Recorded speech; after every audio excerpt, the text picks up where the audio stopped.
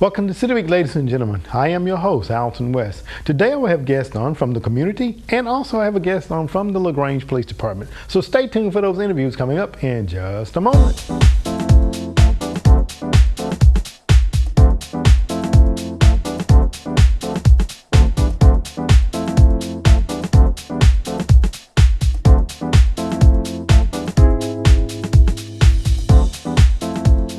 Welcome to City Week, ladies and gentlemen. Today I'm sitting down with the coach of the Wolverines basketball team, Coach Rico Person. Coach Person, welcome to the show. Thank you, man. Well, you know, Coach, I've watched your boys play. You guys were in Noonan about 2-3 months ago, and you know, I was just thoroughly impressed with the young men and the job that you're doing with them, and all the other assistants that you have. We're going to name some of them that are here in the studio with us that are just a little bit timid about coming on the camera, but we'll talk about some of them in just a moment. But let me just jump into it. Tell us a little bit about yourself, first of all, Rico, if you don't mind. Well, here I am. I'm the head coach of the Wolverine basketball organization. I'm looking at this being my first full year in it, but 4 years strong in it, but my first full year coaching it. Okay. And we're looking at this world. It's a lot into it. I'm fully involved. I'm the head coach, the athletic director.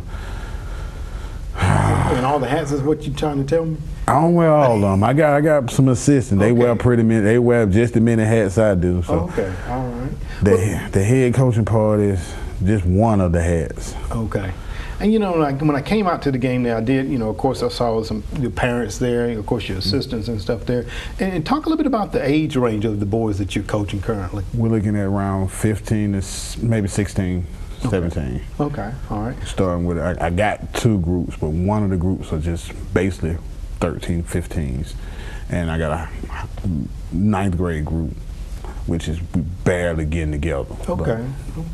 Then when you talk about those age ranges there, I can kind of remember when my days back in having youth and teenagers, they're kind of entering into those years where they know everything. Oh, yeah. You don't know anything. Nope. And they listen more so to their peers. Yeah. How do you deal with that as far as, you know, being coachable and them being coachable? Let me tell you, I got two assistants. I kind of let them. They can get them. Okay. I don't know them. They're women, so they'll listen to the women. I don't kind of keep the younger group out now. If it's a young lady or a young woman involved in the situation, they kind of listen to that. So with my guys, I can understand. I got pretty good guys. They listen. Okay. They understand, and I tell them all that, you know, trouble easy to get in, but hard to get out of. Absolutely. So, you know, I'm fortunate enough to say I got some good guys on my group, with my groups. And I got, like I said, I got a good assistants that right there with me. We're talking about assistants, and we do have two of those assistants that are here with us today. Just go ahead and name them, because I've watched them and dealing with the young men as well. The two of the assistants that you're talking about are Amy Stepp and Nita Robinson. Okay, and I've seen both these ladies deal with them, and I don't think they will give them any trouble. I don't believe. Nah. But you're talking about, you know, that age range again. You know, 15 up to as much as 16. You have a 9th grade team, I think it is, and then you have a high school. Well, the 8th grade group would be like a middle school group. Okay. And then the 9th grade would be like a high school group. And you guys have competed throughout the summer here, and you told me something that I didn't know just a moment ago about approximately how many teams that are competing during the summer months. Okay, you have over 50 teams competing, maybe more, but you only have so many that'll make state qualify. Okay. So you may have up to 10 teams make state qualify. Okay. In order to make state qualify, you have to meet these two requirements, which is playing 2 sanctioned YBOA tournaments. So we played in our 2 sanctioned YBOA tournaments. You have to finish in the top of those tournaments in order to earn points. So with that doing, we went state qualifying in, I want to say June, and we finished 4th there. which gave us a 5th ranking in the state of Georgia. 5th out of the 40 out of 40 teams in the state of Georgia. That's awesome. You know, that says something about the kids and about the coaching staff that you have. Let me ask, and I know that you have some requirements for the young men that participate on your team. Talk a little bit about the requirements that you look for. Their requirements, they recall you being coachable. What I mean being coachable, be able to take criticism and turn it into a positive. Okay. Grades, that's the biggest thing, your grades, school-wise, and being active in the community. Okay. That's our biggest thing with our group. We even with my assistant, we try to stay out in the community. We try to keep our face out there. Because doing this here, you're not blessed to have that money to do this, so we try to stay out in the community because we always ask in the community for some help. Okay. Because, you know, our motto is one team, one family. So that's our thing. Okay. We got one team, we one family. So that's our thing. We want the community to be a part of this family because we are a family. Like, even when we're not playing, we're always communicating. Okay. Like, my boys always, you got the high school kids talking to the middle school kids, they all got their own little thing going on where they stay communicating. That's the bond I want to build with the community. Okay. We always communicate. When you see Miss Step out, you see Miss Robson out, oh, hey, y'all, dog. They know her by face. That's what we trying to build. Okay. That's the key to the whole thing. We trying to build our faces out there. So, like, we household names now. Okay. Let me ask you a question because, you know, you're talking about something that's giving back to the community. Why is it so important to you and to instill in those young men about the importance of giving back to the community? Because it was instilled in me. It was instilled in me to give back, give back, give back. And my mama always told me, and I had fortunate of having another young man in my life to tell me, you got to give sometime in order to get. If you keep getting, you ain't putting them back. Ain't nothing to get no more. All your resources gone. That's right. Everything drained. Okay. So, you know, I want to give back. I want these guys to get up. Hey, I am 38. I want them when they turn 38 to be realized they done gave so much that it's just like waking up in the morning washing your face. You do that naturally. It's natural.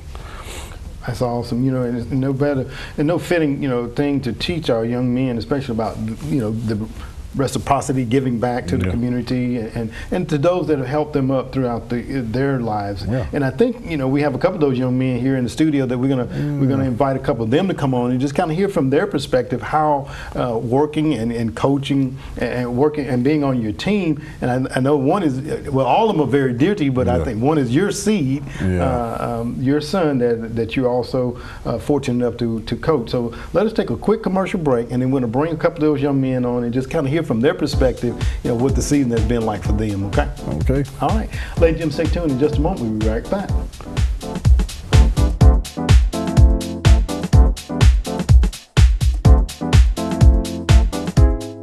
Nobody wants to be stopped by a law enforcement officer. Everyone wants to feel safe. So we've trained our officers to first listen and then explain. We ask if you have contact with one of our officers, you listen, give him an opportunity to explain, comply with his requests, and if there's a problem, contact us so that we can investigate your complaint. Listen, explain, comply, then complain. Our safety and yours matters.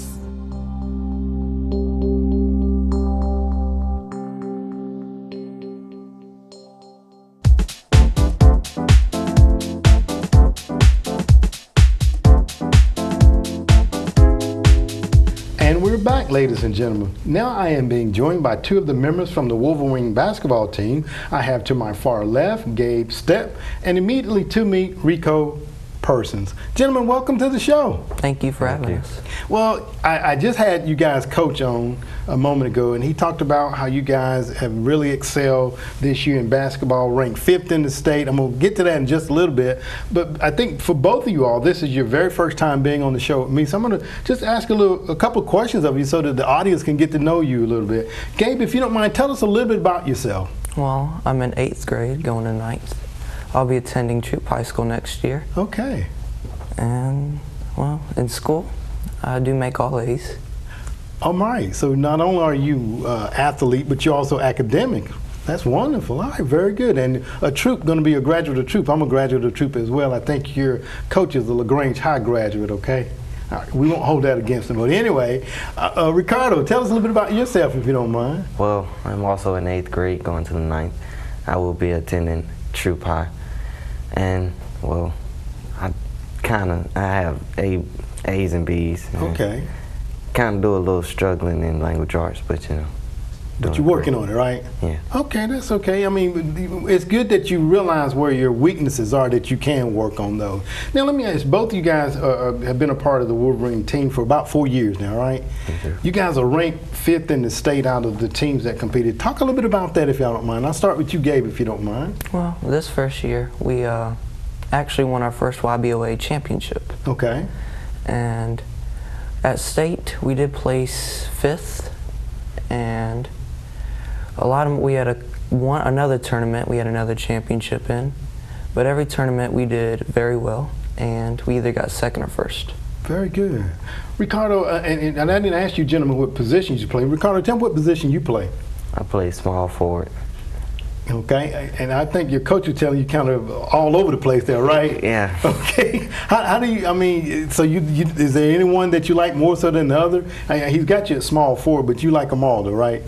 Yes, sir. Oh, okay. Gabe, what position do you play? I'm also a small forward. Small forward. And you also the three-point shooter, right? Yes. I know I was very impressed when I came to see you guys play there in Noonan, and I think you guys won both games there that I saw, and you guys went on down to Columbus, I believe it was, the week later, I believe it was, and played there and did very well there. Your coach was talking a moment ago about you guys giving back. I want to ask you, both of you all, because you 9th graders, rising 9th graders, how important is that to you guys, Ricardo, about giving back to the community? Well, it's wonderful because we also we trying to show that it's not also about basketball, it's also giving back to the community. Okay, very good. Gabe? Well, when we give back to the community, everybody notices us and they think, oh, those are good people. Okay. And we have done a couple things this year, like we have visited a nursing home, okay, helped them out, and we've held our own basketball clinic for young kids. Okay, all right. So how did that, either one of you guys, how did that make you feel when you're helping some of the younger, smaller kids that probably look up to you guys because you guys are a little bit older? How does that make you feel when you're helping them? It feels great because I feel like if I could be a great role model, hopefully they'll try and take in basketball also and try and give back to the community. Okay, so important.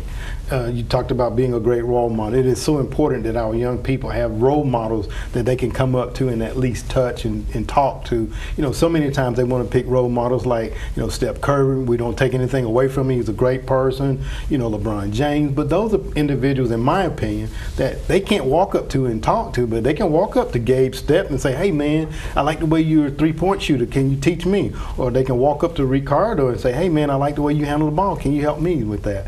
Gentlemen, I want to thank both of you all for coming on this morning and kind of sharing a little bit. And I know that you guys are looking forward to the next season. What are some of your goals for school this year? We got to ask about that. What's one of your goals, Gabe, for school? I'm trying to keep a 4.0 GPA. Okay. All right. And I'm trying to get involved into some clubs. Okay. Well, very good. Ricardo? Well, I want to keep at least a 3.5 GPA. Okay. And also I want to try and at least attempt to make varsity basketball. Very good, because this will be a new world for you guys entering into high school. So there's going to be some different challenges there. So we're going to be watching both of you all very close. And I know that you have a very great support system with your mom and your coach. And if there's anything that we can do and I can do to help you all, by all means, gentlemen, let us know. So thank you both for being on the show today. Thank you. All right. Ladies and gentlemen, stay tuned for more City Week in just a moment.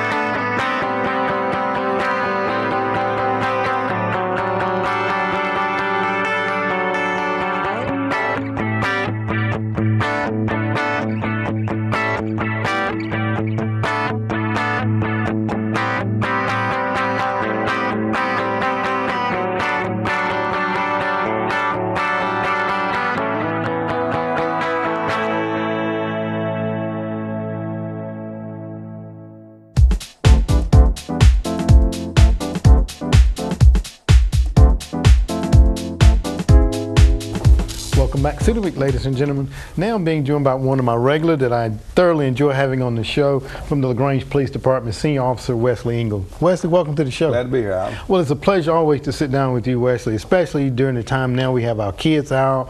We have a little bit less traffic in some cases and a little bit more traffic because kids are out of school. But we want to just kind of continue to help to keep our citizens that are here in LaGrange and our visitors here to our community safe.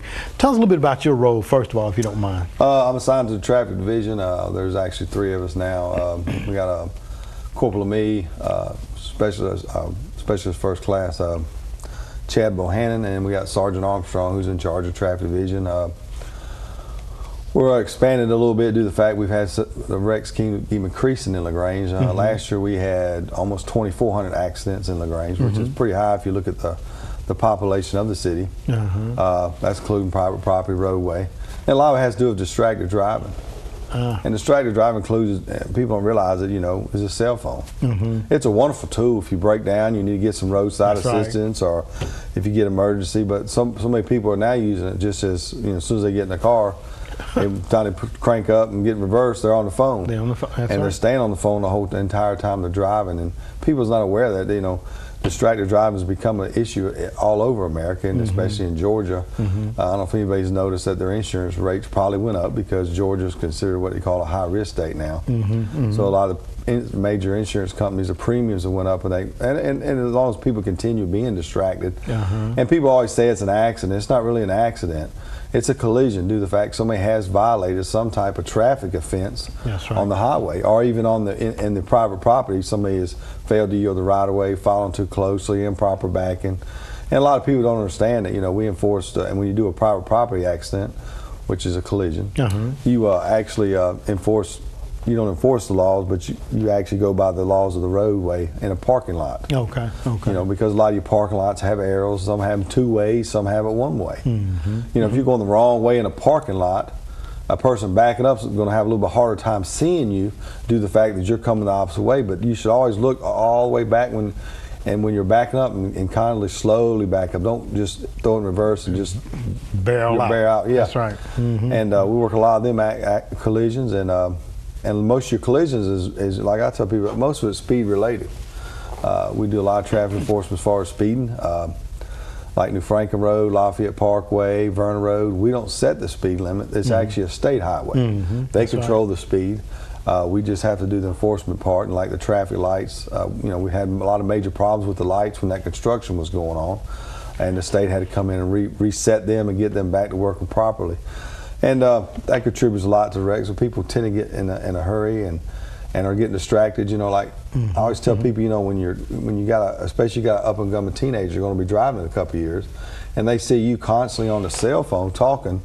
What are they going to think? They're going to think that's okay. That's a good driving habit. You do it, right? And you might not have a wreck. I understand if you got an emergency phone call, you could take it and say, hey, let me pull over, I'll call you right back. That's right. Let me ask the question now. Has Georgia instituted the hands-free? I look forward to coming to effect. I think it might be coming into effect in July. In July? Okay. I think it's possible due to the distraction of the cell phones. You can't text or Snapchat or Instagram or whatever else they got out there now. So those are just added distractions on top of that. Just right. That just has more distractions. People get consumed. And you'll see people, they'll be at a red light and they'll be texting or sending a Snapchat or something to that effect. And then they're so consumed with that cell phone that actually the light's going to change, and then the other person's going to be honking the horn. Then sometimes that creates road rage. Again, distracted. Absolutely. And and some people when they're eating, I've had where they spill their food and reach out and get something in the floorboard. I work several accidents where they got small children in the back, and they reach around trying to tend to the child. If the child's upset or something like that, you pull over, because you don't want to endanger you and your child or somebody else. That's right, absolutely. You talk so many things there we talk about, in distracted drivers, texting, Facebooking, all of those various things. And all those, you talked about lead to accidents and also leading to higher insurance rates and stuff of that nature. So all of those things cause not only your insurance, but the state of Georgia, as you stated, have actually gone up. Talk a little bit about that, if you don't mind, for me. And that's due to the fact that Georgia's having so many collisions right now, and obviously distracted driving. And most of your crashes are failure to yield the right of way. Okay. Failure Which to is yield. you're failing to yield the right of way because why? You're probably in a hurry. That's right. Following too closely, Okay. you're in a hurry. I always tell people when I teach my defensive driving class, if somebody's following you too closely, slow down. You know, not to the 5 miles an hour, but slow to speed and try to create you a longer following distance from them due to the fact they're going to get impatient, and what's going to happen is they're going to be so close to you, and then you're going to be so stressed out because they're following you so close, you could end up following somebody else close and have to slam on brakes, and that person ends up hitting you. Okay. And then people disregard stop signs, or they disregard a traffic light. And the biggest thing we have is obstructing the intersection. People pull out in that intersection, even if it's green or yellow, and you cannot go to the other side of the intersection, you're obstructing the intersection. And it's not only does it create traffic problems when the light changes again because the opposite side can't go right. because you're in the way, and that builds traffic. But also a fire truck could be trying to get through because there's a fire going on, an emergency, an ambulance. If someone's loved one ambulance, they're not turning the lights and siren on. We might have to go to somebody, a burglary in progress, somebody being robbed, or we could be trying to go to accidents where it's serious injury. So, and that's obstructing the intersection, and we do stop and write citations for that.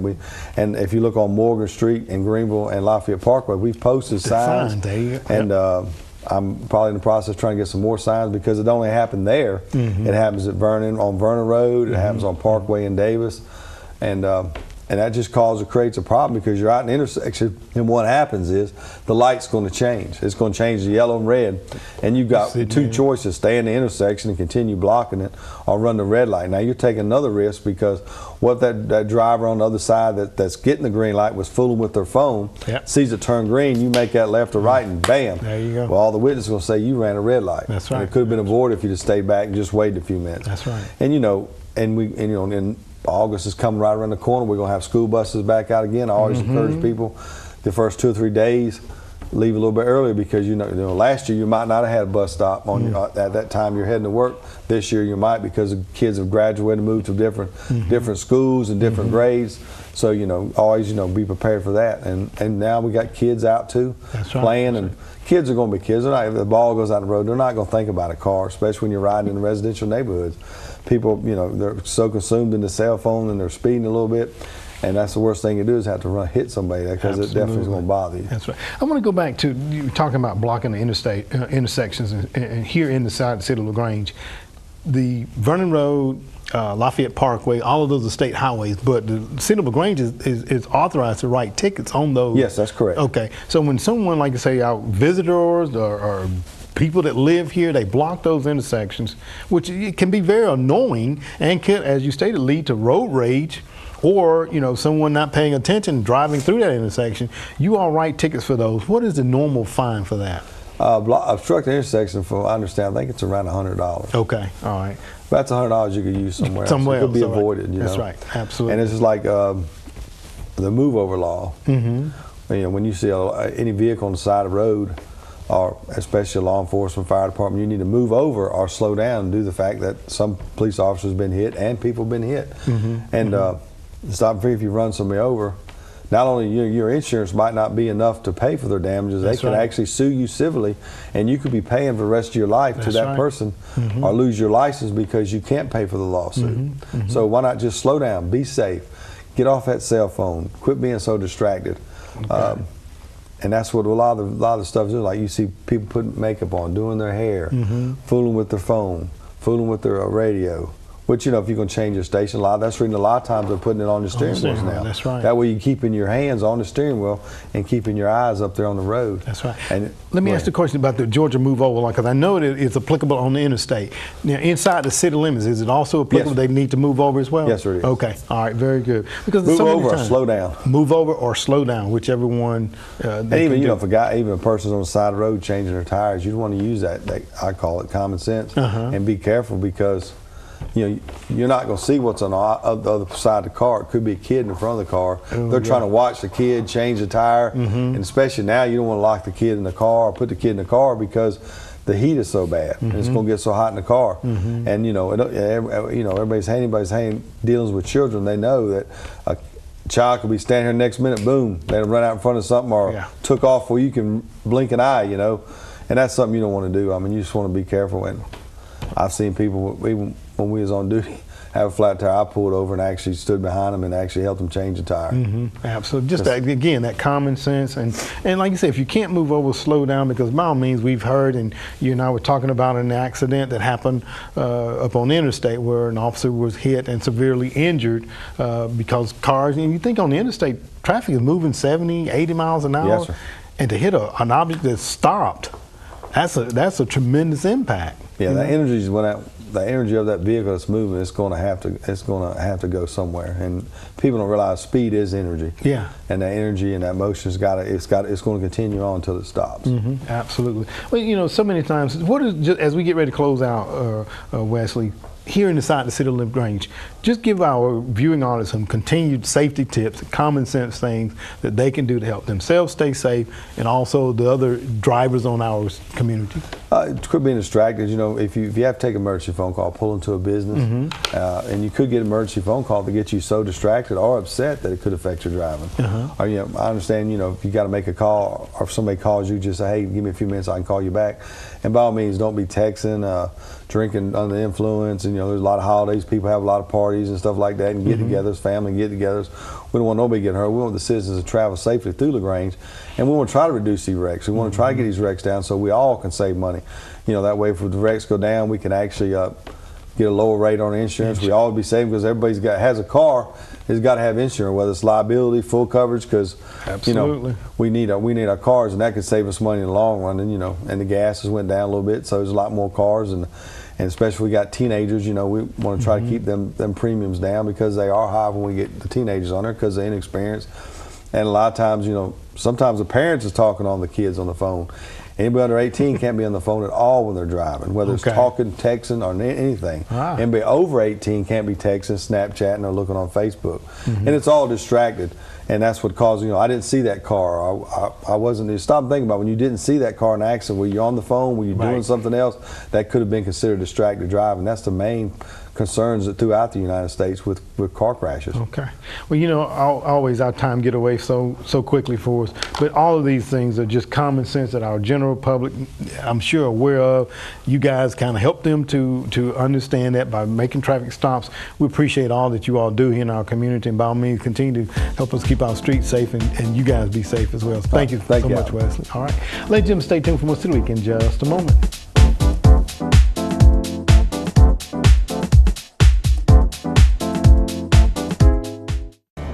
Here in Georgia, summertime means school's out, time for vacations and family fun. It also means warmer temperatures, and the heat inside a closed car can quickly rise to dangerous, even deadly levels. That's why we're reminding you to always look again and never leave children alone in a vehicle. Look Again is an important reminder not only for child care providers, but also for parents, grandparents, friends, anyone caring for a child. When you arrive at your destination, look through your car to make sure everyone is out safely. Then look again.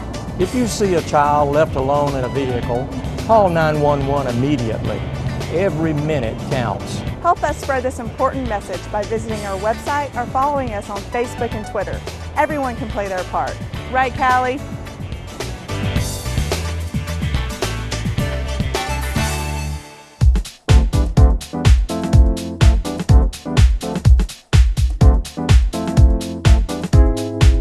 Ladies and gentlemen, I want to thank you for joining for City Week this week. My guests have been from the Wolverine basketball team. I had on Coach Rico Persons, along with two of his players, Gabe Stepp and Ricardo Person, as they talked about their season and their ranking in the state and some of the things that they look forward to as far as their next season is concerned. So ladies and gentlemen, by all means, if you get an opportunity to go out and watch them play and to support them, I'm sure they will greatly appreciate it. Also, I had on from the LaGrange Police Department, I had on Senior Officer Wesley Engel, as he talked about just some common sense distracted driving tips that you can take to help keep yourself safe and also other drivers on our highways. Ladies and gentlemen, I want to thank you once again for joining for City Week, and as always, I want to invite you back for more of City Week.